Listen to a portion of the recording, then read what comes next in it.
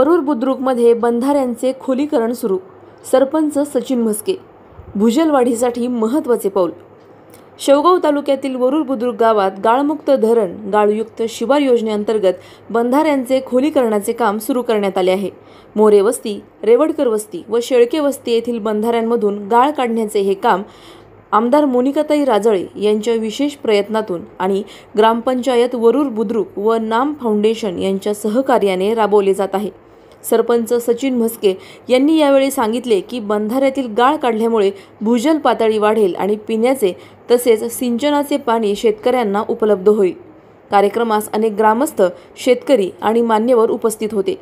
16 डिसेंबर 2024 रोजी सादर करण्यात आलेल्या प्रस्तावानंतर जलसंधारण विभागाने मंजुरी दिली असून 5 मे 2025 पासून प्रत्यक्ष कामाला सुरुवात झाली आहे.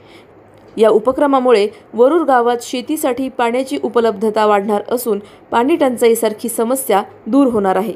प्रतिनिधी आयत शेख, शेवगाव.